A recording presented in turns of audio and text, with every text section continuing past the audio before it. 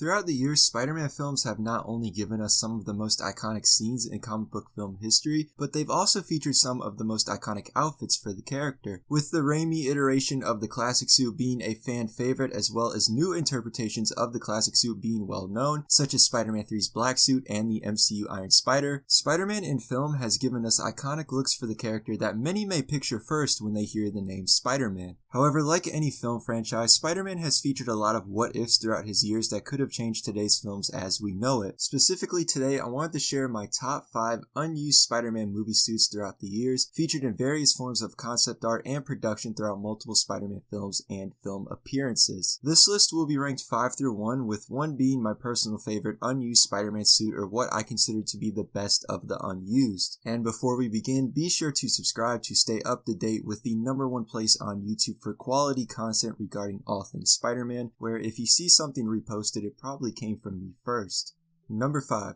Tom Holland's unused Stark suit from Captain America's Civil War. While the suit may look very similar to the final Stark suit design, there are key features throughout the costume that differentiate it enough from the final design. Unlike the final design, this costume features raised webbing reminiscing that of the Raimi and Tasm franchise, along with darker colors, differently placed black bands, and a Ditko-inspired logo. I believe the suit looks better than the final Stark design, given the raised webbing would have added depth to the costume, along with the darker shade of blue being used, and the Ditko-inspired logos, making it the most classic-looking Spider-Man costume on screen to date. If Marvel and Sony ever want to revisit old designs for a feature film, especially for an older Peter Parker story, this is the one to pick from, while being something new and a callback to both the original Spider-Man MCU costume and the Ditko-era comics. And if you want to learn more about the suit, I do have a full video explaining it in depth that will be linked in the description down below.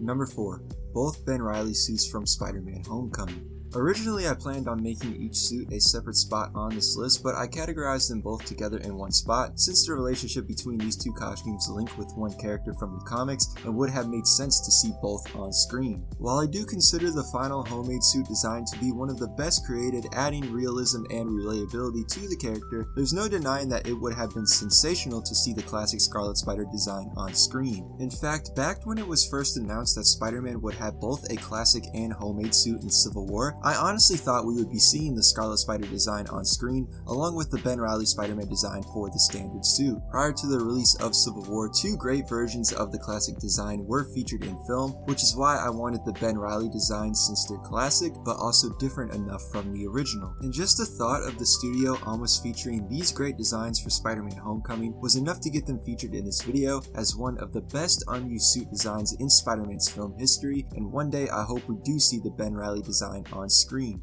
Number 3.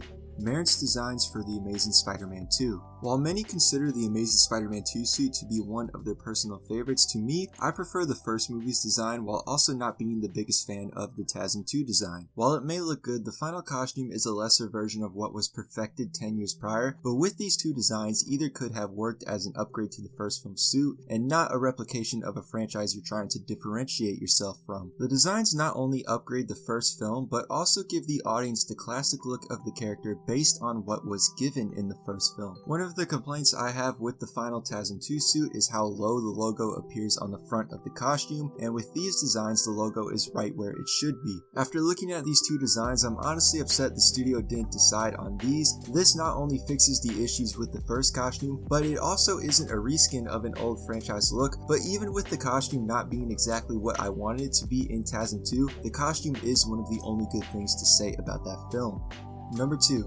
The classic Iron Spider design for Avengers Infinity War. I wasn't the biggest fan of the MCU's Iron Spider when it was first revealed in Homecoming, but after seeing it worn by the character and using it in Spider-Man PS4, I do prefer it over the classic look. However, the classic design isn't bad and would have been great to see on screen, and this concept art from Ryan Mindering would have been the ideal classic look for the Iron Spider in the MCU. While featuring gold accents that would have looked great on screen, the logo itself is much better than the final designs, being ripped straight from the comics, and my favorite feature of this piece of concept art is how it's an overlay of the Stark suit design. The comic version of this costume doesn't feature a web pattern, but much like the Spider-Man 3 black suit and Venom design, the web pattern is a nice touch, making it one of my favorite unused Spider-Man designs for the film. And if you think the Iron Man Jr. jokes are bad now, imagine how they would have been if this was the design for the Iron Spider in the MCU. And finally, number 1, the Alex Ross Spider-Man suit design for Spider-Man 2002. If you've been around long enough, you knew this was coming.